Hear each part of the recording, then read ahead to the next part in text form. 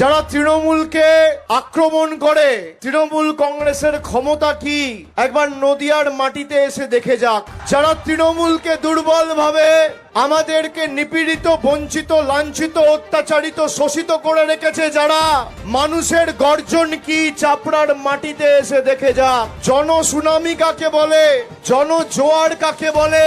ভারতীয় জনতা পার্টি বাংলাকে ভাতে মেরে শান্ত নয়, বাংলার মানুষের মৌলিক অধিকার এসআইআর এর মাধ্যমে কেড়ে নিতে চায়।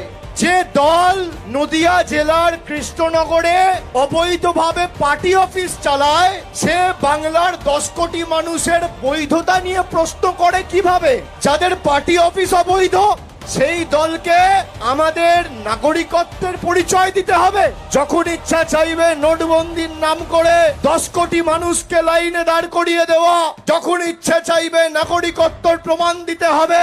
আমি কি পড়বো, আমি কোন রাস্তা দিয়ে হাঁটবো, আমি কার সাথে কথা বলবো, কি রঙের জামা পরবো, কাকে ফোন করবো, কাকে ভালোবাসবো, কার সাথে বন্ধুত্ব করবো, কি খাবো, বিজেপির বাবারা ঠিক করবে না নিদান দেবে দিল্লি?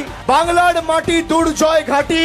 যারা 12 বছর ক্ষমতায়, 2014 থেকে 26, বিজেপির বন্ধুদের বলবো, সংবাদ মাধ্যম আছে এখানে, পরিসংখ্যান আর তথ্যর নিরিখে লড়াই করতে সামনে আসুন।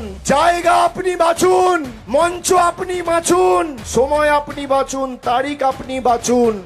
একদিকে আমি থাকবো মমতা ব্যানার্জির সরকারের রিপোর্ট কার্ড নিয়ে, আর একদিকে বিজেপির নেতা থাকবে তাদের রিপোর্ট কার্ড নিয়ে। কে কৃষ্ণনগর আর নদিয়ার জন্য কি কাজ করেছে, কড়ায় গন্ডায় জবাব দিক। দুধ কা দুধ, পানি কা পানি। 10-0 গোল দিয়ে ফোকাট্টা করে মাঠের মায়েরে যদি না বার করতে পারি, আমার নাম অভিষেক বন্দ্যোপাধ্যায় নয়।